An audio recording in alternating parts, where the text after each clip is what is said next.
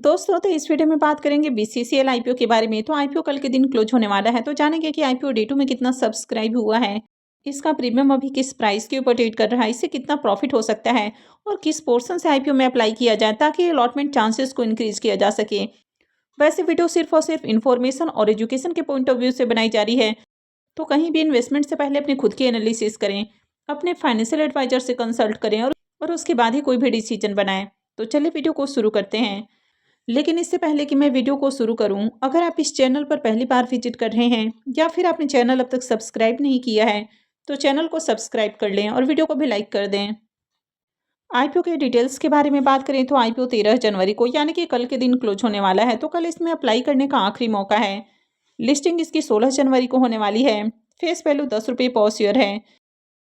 Booking price 23 और IPO में 600 shares का लॉट है। आईपीओ 1071 करोड़ का है। पूरा का पूरा आईपीओ ऑफर फॉर सेल है। ये मेन बोर्ड आईपीओ है। कंपनी बीएससी और एनएससी के ऊपर लिस्ट होने वाली है। तो चलिए देख लेते हैं कि आईपीओ दूसरे दिन कितना सब्सक्राइब हुआ है।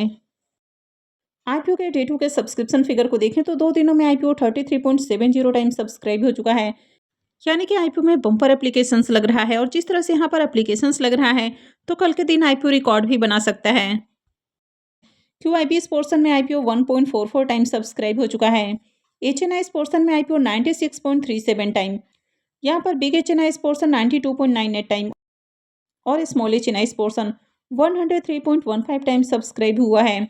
अब अगर आप एचएनआईएस पोर्शन में अप्लाई करने के बारे में सोच रहे हैं, तो स्मॉल एचएनआईएस पोर्शन के कंपेयर में बिग एचएनआईएस पोर्शन से अप्लाई करना ज़्यादा बेटर रहेगा।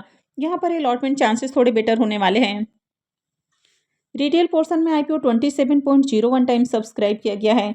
एम्प्लॉय पोर्शन में 2.62 टाइम और शेयर होल्डर पोर्शन में आईपीओ 44.04 टाइम सब्सक्राइब हुआ है। तो अब तक आईपीओ में 48,47,000 से भी ज़्यादा एप्लीकेशंस लग चुका है, यानी कि बम्पर डिमांड इसमें देखने को मिल रही है। अब आईपीओ बहुत ज़्यादा ओवर सब्सक्राइब हो चुका है, तो ऐसे में जो अलॉटमेंट मिलने की पॉसिबिलिटी है वो बहुत कम हो गई है। अब जैसे कि शेयर होल्डर पोर्शन में बात करें, अब अगर आप शेयर होल्डर पोर्शन के लिए एलिजिबल हैं, तो यहाँ पर मैक्सिमम एप्लीकेशंस लगाना ही बेटर होता है। यानी कि यहाँ पर मैक्सिमम आप 2 लाख तक का इन्वेस्टमेंट कर सकते हैं, यानी कि 13 लॉट के लिए अप्लाई कर सकते हैं। तो यहाँ पर जितना ज़्यादा लॉट के लिए आप अप्लाई करेंगे, आपके अलॉटमेंट की जो मिलने की पॉसिबिलिटी है वो उतनी हाई हो जाती है। हालांकि ये कन्फर्म नहीं है कि अगर आप ज़्यादा लॉट के लिए अप्लाई करते हैं तो आपको अलॉटमेंट मिलेगी ही, क्योंकि अलॉटमेंट प्रोपोर्शनेट बेसिस के ऊपर होती है। लेकिन आईपीओ देखा जाए तो 13 गुना से भी ज़्यादा सब्सक्राइब हो चुका है। तो ऐसे में प्रोपोर्शनेट और लॉटरी दोनों के बेसिस पर आईपीओ में अलॉटमेंट होती है और हर कैटेगरी में अलॉटमेंट दी जाती है। तो शेयर होल्डर पोर्शन में आईपीओ 44 गुना से ज़्यादा सब्सक्राइब हो चुका है और कल के दिन अभी एप्लीकेशन आना बाकी है। यानी कि यहाँ पर आप देख सकते हैं कि किस तरह से अलॉटमेंट मिलने के जो चांसेस है वो कम हो चुके हैं। रिटेल पोर्शन में आईपीओ 27 गुना से ज़्यादा सब्सक्राइब हो चुका है। अब रिटेल पोर्शन में ज़्यादा लॉट लगाने का कोई फायदा नहीं है, क्योंकि कोई भी आईपीओ जब बहुत ज़्यादा ओवर सब्सक्राइब हो जाता है तो 1 या 2 लॉट से ज़्यादा रिटेल पोर्शन में अलॉटमेंट नहीं मिलती है। तो यहाँ पर भी अलग अलग डीमेट अकाउंट से आईपीओ को टारगेट करना अच्छा रहता है, यानी कि ज़्यादा से ज़्यादा डीमेट अकाउंट से आईपीओ को टारगेट करना है। लेकिन आपको अपने ही अलग अलग डीमेट अकाउंट से आईपीओ को टारगेट नहीं करना है, बल्कि डिफरेंट डिफरेंट पैन का डीमेट अकाउंट होना चाहिए। यानी कि आप अपने डिफरेंट डिफरेंट फैमिली मेंबर्स के डीमेट अकाउंट से आईपीओ को टारगेट कर सकते हैं। अब इस कंपनी के अगर बिजनेस के बारे में बात की जाए, तो कंपनी बहुत पुरानी है। कंपनी 1972 में ही इनकॉर्पोरेट हुई है और ये कोल इंडिया की सब्सिडरी कंपनी है। यानी कि कोल इंडिया यहाँ पर आईपीओ के जरिए अपने 10% स्टेक को ऑफलोड कर रहा है। ये company cooking coal, non cooking coal और वास्ट कोल का प्रोडक्शन करती है। कंपनी अभी 34 माइंस ऑपरेट कर रही है, जो कि झारखंड के झरिया और वेस्ट बंगाल के रानीगंज में है। अब इस कंपनी के अगर बिजनेस को देखा जाए तो इंडिया के अंदर ये लीडिंग कंपनी है।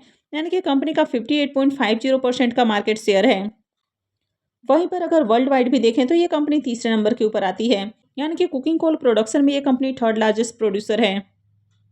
कंपनी के अगर फाइनेंशियल को भी देखें तो कंपनी का फाइनेंशियल भी बढ़िया है। कंपनी का एसेट और इनकम लगातार इंक्रीज हुआ है। कंपनी के प्रॉफिट को भी देखें तो कंपनी भी प्रॉफिटेबल है। हालांकि फाइनेंशियल 25 और फाइनेंशियल 26 के 2 क्वार्टर में देखें तो कंपनी का प्रॉफिट थोड़ा गिरा है, लेकिन कंपनी का जो ओवरऑल फाइनेंशियल है ये बढ़िया है। कंपनी का एबिटा और नेटवर्थ लगातार इंक्रीज हुआ है। कंपनी के पास 1000 करोड़ से ज़्यादा का रिजर्व है और कर्ज को देखें तो 1550 करोड़ के अराउंड कंपनी के ऊपर कर्ज है, लेकिन बहुत ज़्यादा कर्ज नहीं है। कंपनी का ओवरऑल फाइनेंशियल अच्छा है। और इस आईपीओ में एक जो बड़ा प्लस पॉइंट देखने को मिल रहा है कि ये कंपनी रीजनेबल प्राइस के अराउंड आईपीओ लेकर आई है।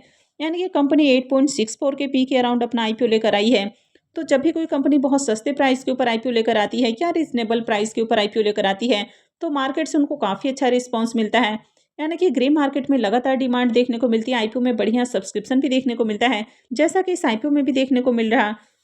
कंपनी के मार्केट कैप को देखें तो 10,711 करोड़ का मार्केट कैप है। तो चलिए अब इसके प्रीमियम को भी देख लेते हैं।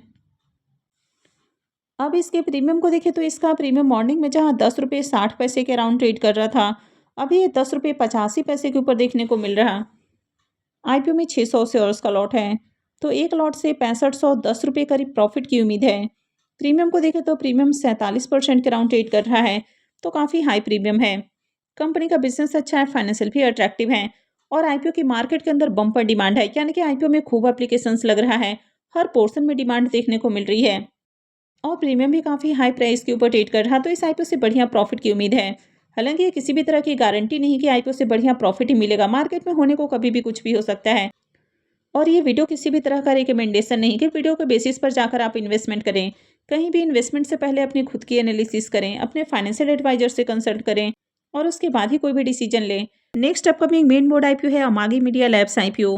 ये आईपीओ कल से ही ओपन हो रहा है, यानी कि 13 जनवरी से ओपन हो रहा है और 16 जनवरी को ये क्लोज होगा। आईपीओ की लिस्टिंग 21 जनवरी को होने वाली है। फेस वैल्यू 5 रुपये पर शेयर है। बुकिंग प्राइस 361 है और आईपीओ में 41 शेयर्स का लॉट रखा गया है। आईपीओ 1789 करोड़ का है, जिसमें 816 करोड़ का पोर्शन फ्रेश इशू का है और 973 करोड़ का पोर्शन ऑफर फॉर सेल है। ये मेन बोर्ड आईपीओ है, कंपनी बीएससी और एनएससी के ऊपर लिस्ट होने वाली है। इस आईपीओ के रिजर्वेशन पोर्शन को देखें तो आईपीओ में क्यूआईबीज के लिए 75% का पोर्शन है, रिटेलर्स के लिए 10% और एचएनआईज के लिए 15% का पोर्शन रखा गया है। आईपीओ में 41 शेयर्स का एक लॉट होने वाला है और एक लॉट के ऊपर मिनिमम इन्वेस्टमेंट अमाउंट 14,801 रुपये होगा। इस आईपीओ के प्रीमियम को देखें तो इसका प्रीमियम 37 रुपये के ऊपर ट्रेड कर रहा। आईपीओ में 41 शेयर्स का लॉट है, तो एक लॉट से 1517 रुपये करीब प्रॉफिट की उम्मीद है। प्रीमियम इसका 10% के ऊपर ट्रेड कर रहा है, तो बहुत अट्रैक्टिव प्रीमियम नहीं है। ये आईपीओ कल से ओपन होने वाला है, तो एंकर इन्वेस्टर्स के लिए आईपीओ आज ही ओपन हो चुका है। वैसे अब तक इसकी एंकर लिस्ट नहीं आई है, तो जैसे ही एंकर लिस्ट आती है मैं आपके साथ शेयर करूंगी। मैंने ऑलरेडी इसकी रिव्यू वाली वीडियो भी अपलोड कर दी है, तो अगर आपने वीडियो को नहीं देखा है तो चैनल पर ज़रूर विजिट करें और वीडियो के डिस्क्रिप्शन में भी मैं लिंक दे दूंगी, वहां से भी जाकर आप वीडियो को देख सकते हैं।